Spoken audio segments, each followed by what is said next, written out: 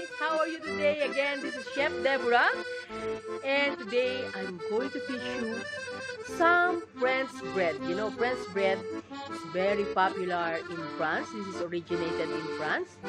And you know, many people love to eat this bread because this is a lean dough.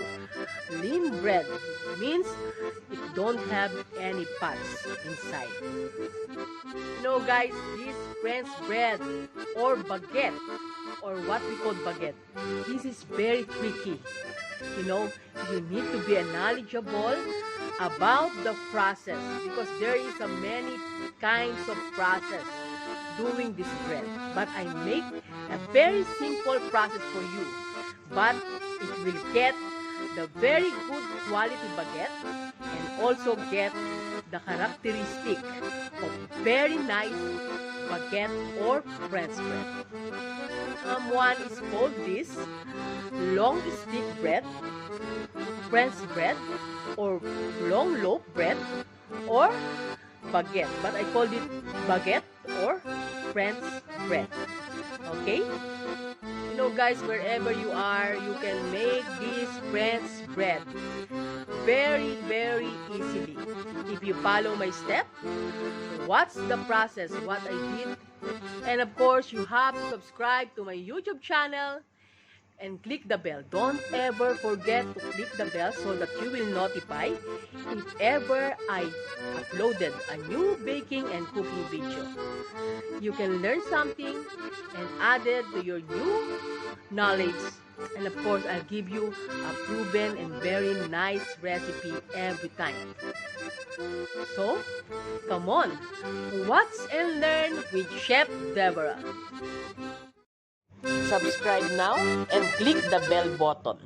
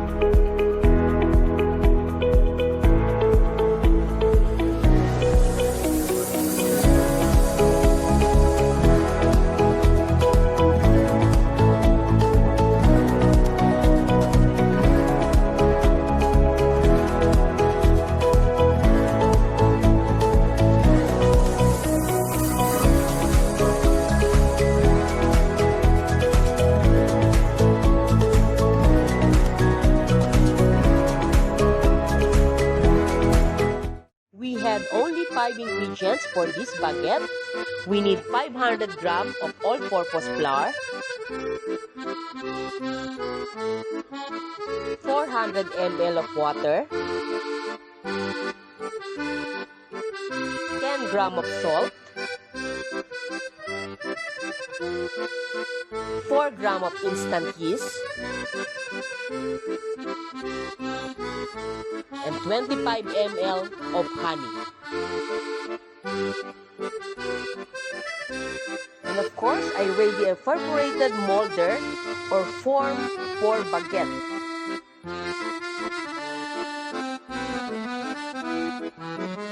For the procedure, of course, we just mix all together all the ingredients.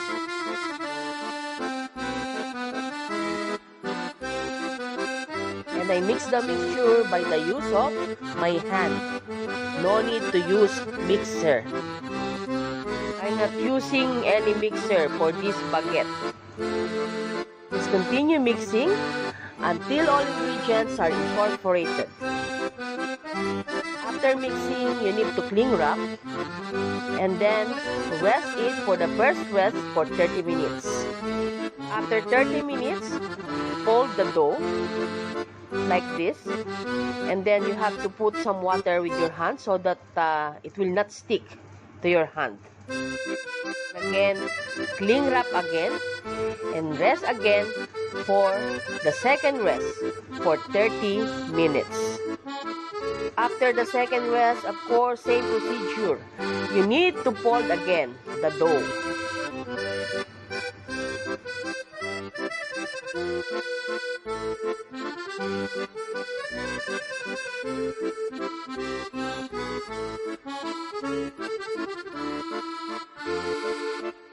Then cling wrap again and rest for the third time for 30 minutes. After 30 minutes, same procedure. Fold again the dough.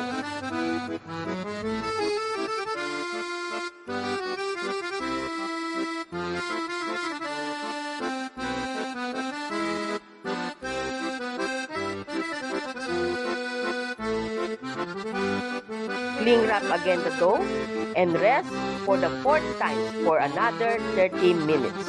After the fourth rest, you have to fold again, once again. This is the last folding. Okay? And then, it's ready now for shaping. Put some flour in your working table so that it prevents to stick on the table.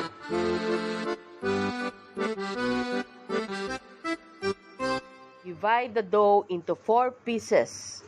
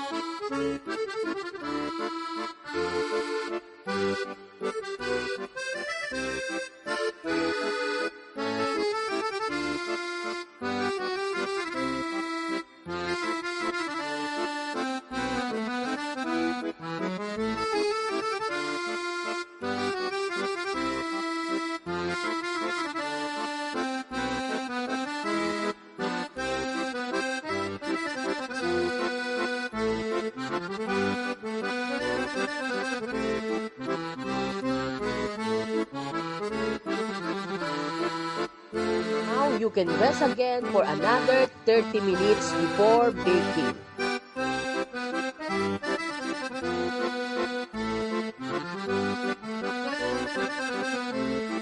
As decoration, I sprinkle some flour all over the dough.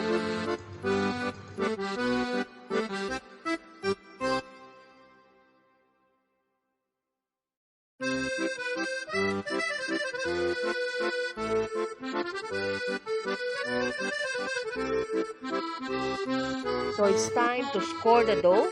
So I put 3 lines, slant lines.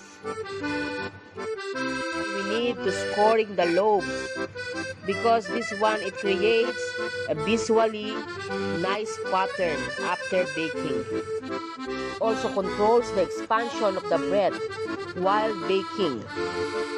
Need to sprinkle some water all over. If you have a spray bottle, you can use it more easily. This keeps the crust so full. Put some water in the baking pan. Act as a steam or steamer inside my oven while baking the baguette. Bake at 220 degrees for 12 to 15 minutes. Now it's ready. See? Very nice color. Freshly baked coming from the oven. Wow, it's so nice. Nice looking. See?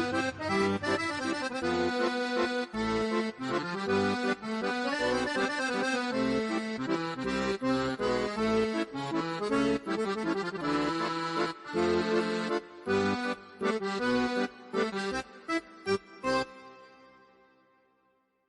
have to check the hollow sound coming from the baguette when you tap your bread like this.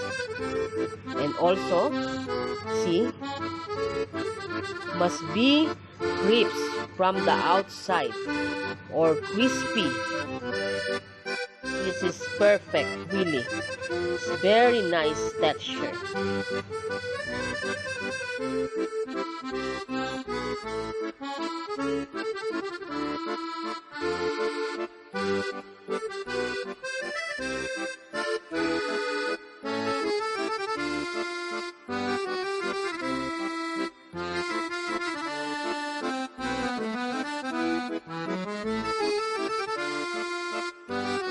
Guys, this baguette is originated from France. This is a French bread, which is lean dough. He said lean dough means there is no fats or with little fats. But me, I did not use any fats with this recipe. People called it French stick or French loaf, but I usually call this French bread or baguette. Some recipe they only using 4 ingredients, but me I added some honey to become more little sweeter. Try to tap it once again to check the sound. You know, it's very nice, this baguette.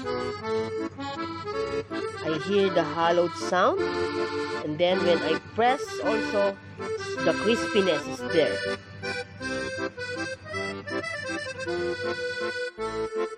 Sorry, you will not hear the sound now, the hollow sound and the crispiness sound, because I already put some background music with this video.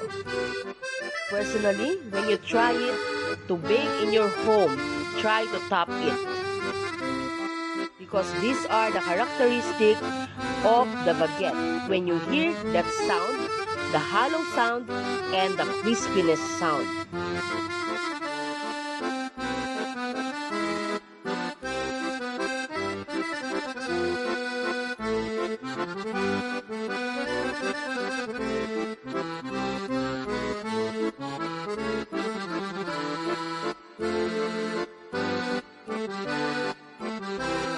Now take a look inside.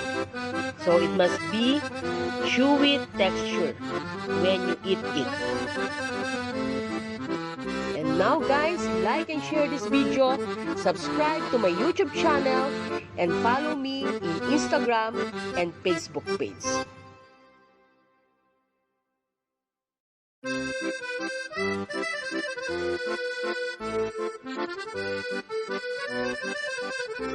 I hope you like this video and you like this recipe that I'll share to all of you. And again, this is Chef Deborah. Thank you for watching, and I hope you enjoy baking with me.